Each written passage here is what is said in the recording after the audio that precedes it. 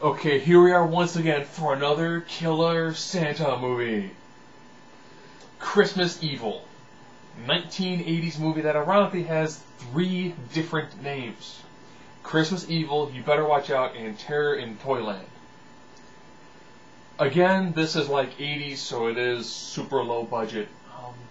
This one's different from the other ones that, there's actually a better vision of like the descent of the person. Because essentially, the person, he's a toy maker. He's a good guy. He likes Christmas. He wishes people had more of the Christmas spirit. He dresses up as Santa every now and then. And then as the years go by, he kind of becomes slightly more demented. And he actually watches the neighborhood children, decides, who's been naughty, who's been nice, who deserves good toys, who does not deserve good toys. And then all of a sudden, once he realizes that everyone kind of treats him like crap, and then essentially he's just a schmuck. Nobody really likes him. Everyone takes advantage of him. And also, one day he kind of goes, you know what?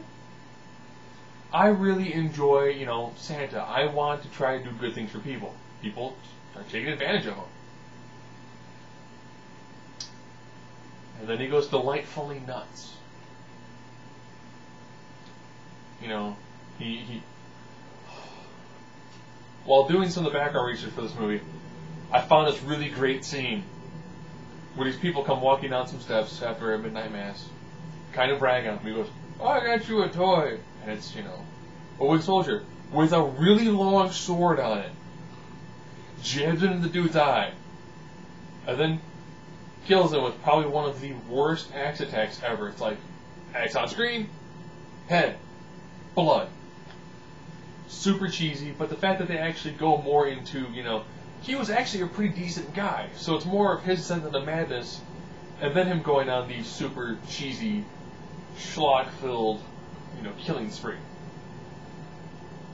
Then I mentioned he drives a van with a sleigh painted on it, and this full of toys, that he actually had intention to give to the good girls and boys.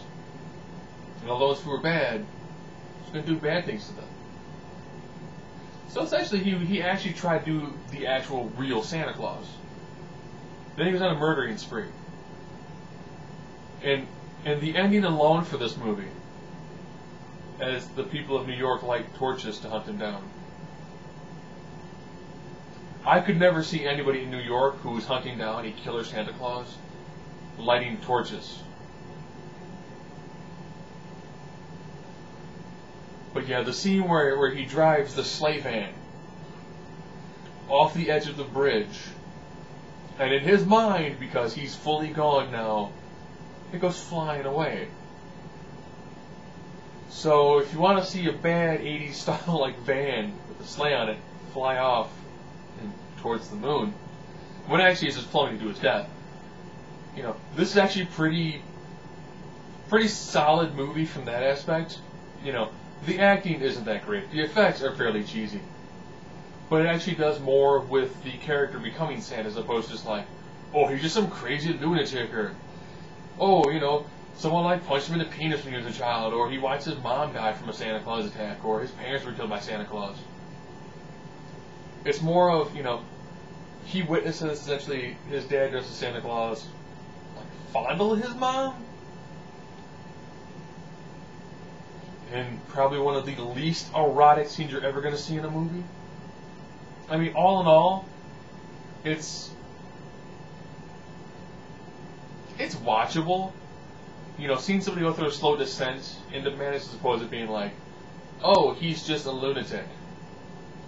There's a lot more put into, here are the steps he took to actually become the person who's going to go on a killing spree, just like Santa.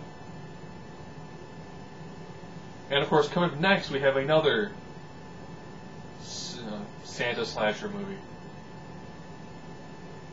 So it's got a sorority full of girls. Nudity.